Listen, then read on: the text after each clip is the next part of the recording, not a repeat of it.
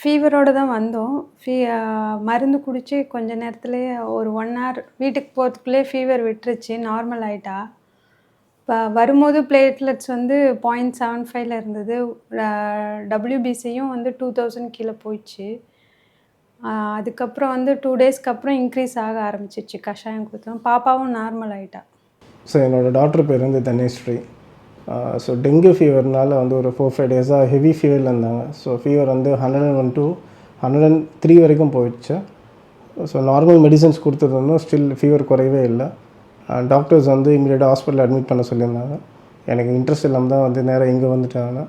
So medicine கொடுத்த அன்றைக்கே fever விட்டுடுச்சு. Evening medicine கொடுத்தோம், நைட்டே ஃபீவர் விட்டு பாடி எல்லாமே சில்லுன்னு ஆகிடுச்சு. ஸோ அதுக்கு அடுத்த நாள்லேருந்து கொஞ்சம் கொஞ்சமாக இம்ப்ரூவ் ஆரம்பித்தா. ஒரு 2 டேஸில் கொஞ்சம் ஆக்டிவ் ஆகிடுச்சு. அண்ட் பிளட் கவுண்ட்ஸும் இன்க்ரீஸ் ஆரம்பிச்சிச்சு. கரெக்டாக வந்து 5ஆவது நாளில் வந்து பிளேட்லெட்ஸ் வந்து 2.75 வரைக்கும் இன்க்ரீஸ் ஆகிடுச்சு. ஸ்டார்டிங் நம்ம வரும்போது 70,000 தான் வந்தது. ஸோ 2.75 வரைக்கும் இன்க்ரீஸ் ஆகிருக்கு. இது வந்து 5 நாள் மெடிசனில் மட்டும் தான் நடந்தது. ஃபீவர் வந்து ஒரு 3 ஹவர்லேயே கண்ட்ரோல் ஆகிடுச்சு சார். ஈவினிங் ஒரு 6-7 மணிக்கு மருந்து குடித்தோம். நைட்டே வந்து உடம்புலாம் சில்லுன்னு ஆச்சு. அதுக்கப்புறம் ஃபீவரே இல்லை. ஃபீவர் டோட்டலாகவே போயிடுச்சு.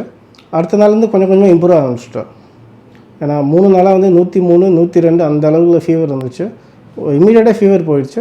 ஒரு 2 நாள் ஆக்டிவ் ஆகிட்டா. அதுக்கப்புறம் பிளேட்லெட்ஸும் வந்து 50 டே வந்து ஃபுல்லாகவே கம்ப்ளீட்டாக இன்க்ரீஸ் ஆகிடுச்சு. இதுக்கப்புறம் மெடிசன் யூஸ் பண்ண தேவைன்னு சொல்லிட்டாங்க.